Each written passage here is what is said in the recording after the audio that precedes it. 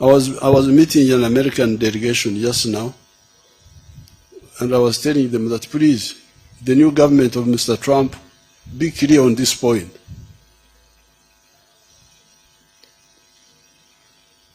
When you export and process coffee, as we have been doing all this time, you get about $2.5 a kilo.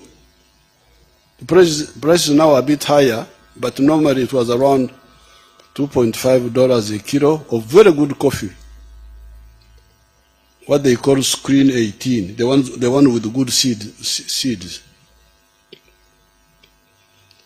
When somebody goes and makes coffee, powdered coffee out of that, he may get as much as $40.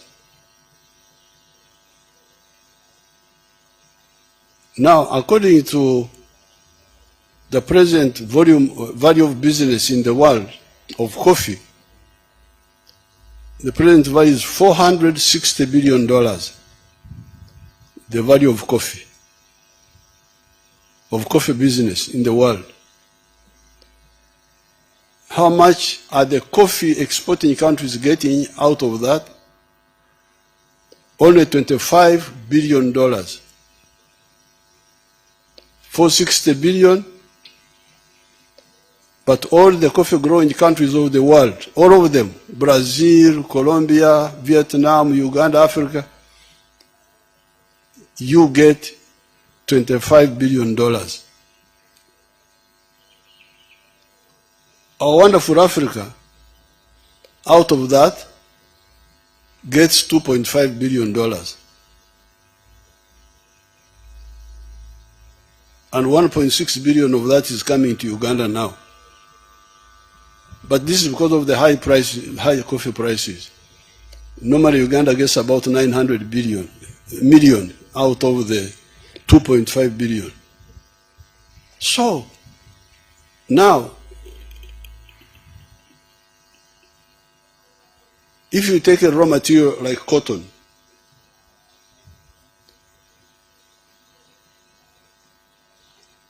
so in other words, in every kilogram of coffee, Africa is donating about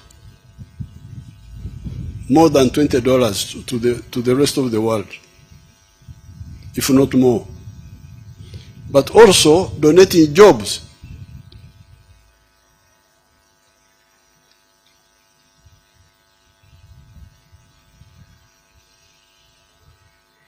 If you take textiles, cotton has got like 6 job levels.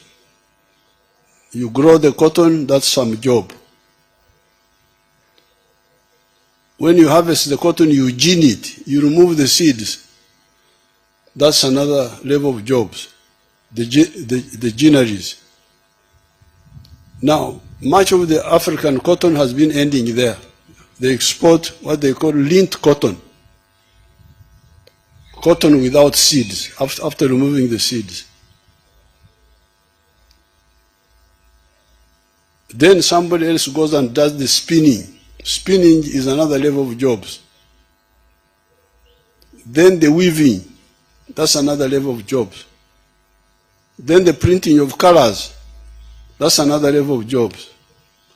Then the tailoring now, to make garments, that's another level of jobs.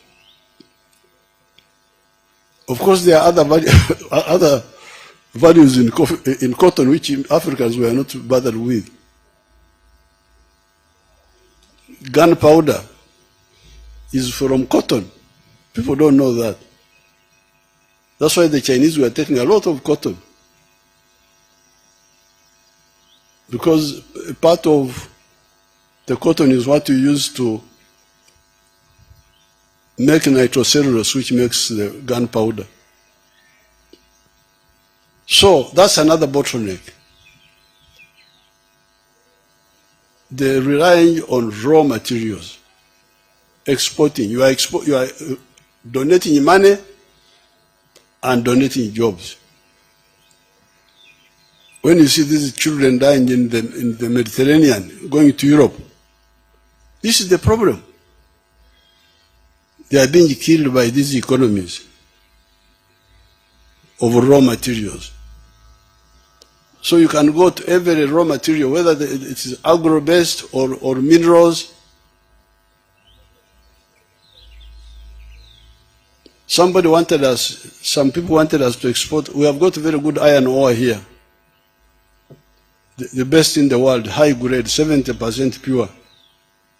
It's the best. There's no, only the one of Peru is near, about 50%, but ours is much higher. So some people wanted us to export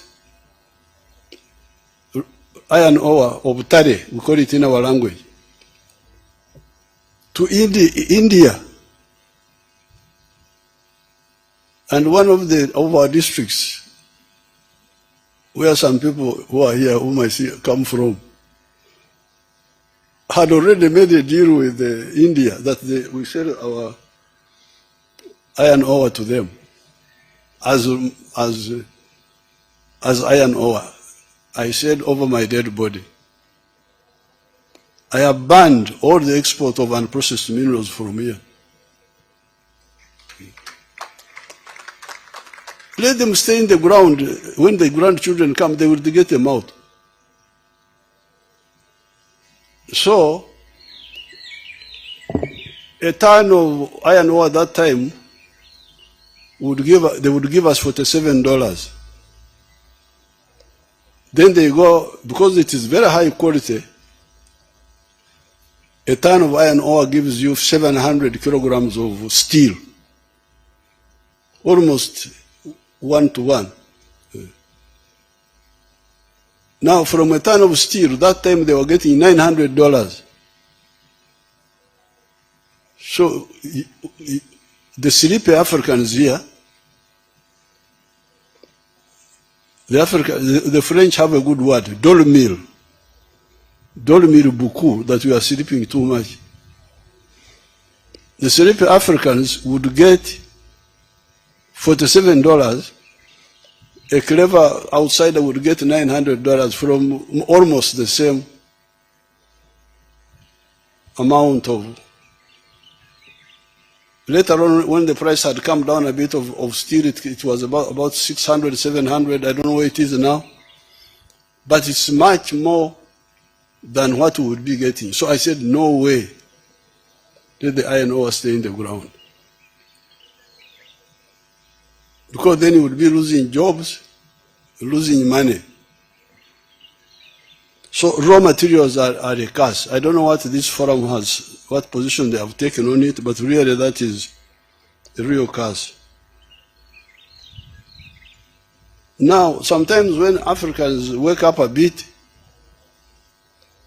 they concentrate on import substitution. But that's not good enough, because the internal market is not big enough. We must, yes, do import substitution, but also engage in export promotion, because the export markets are bigger than the internal market. That's also another area to look at. Now, the other bottleneck are the small economies, the balkanization of Africa into these small markets. Because when people really wake up, you will soon find that the internal market is not enough.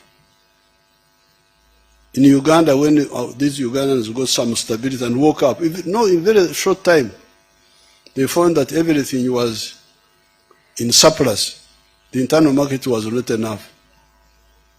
The milk production, 86 were producing 200 million liters a year.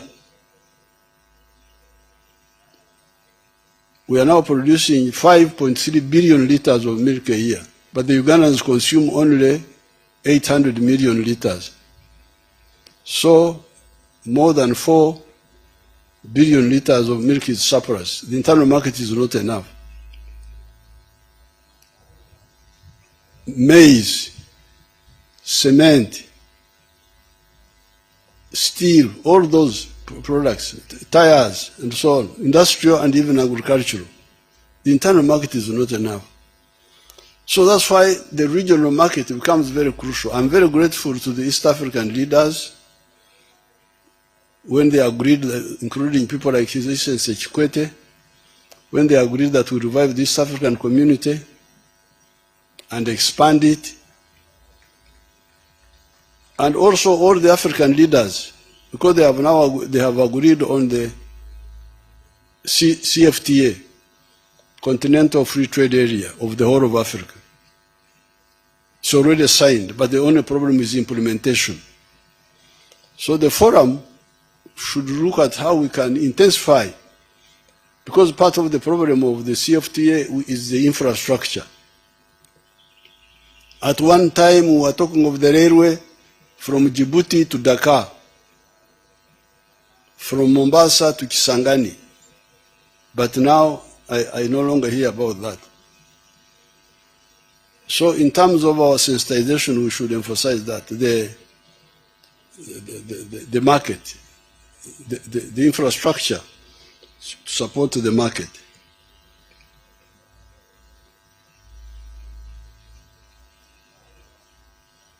Then infrastructure. That's another bottleneck. Because we were talking with the World Bank. I went to Nairobi for the World Bank meeting, and I said, you wonderful people, you talk of the private sector-led growth. Yes, but the private sector needs low costs of doing business, which means low cost of electricity, low cost of transport. Labor is low cost, that's no problem in Africa. The labor is not expensive. But you need low cost of money in the bank, and so on, which means infrastructure. So infrastructure must be emphasized, not just, and when the World Bank talk of infrastructure, sometimes they talk only about the roads. The roads are good for cars and passengers, but not good for cargo. For the cargo, we need the railway. The railway and the water transport. They are much cheaper. So that's another bottleneck. Then, of course, education and health, the human resource. The human resource, you cannot have the transformation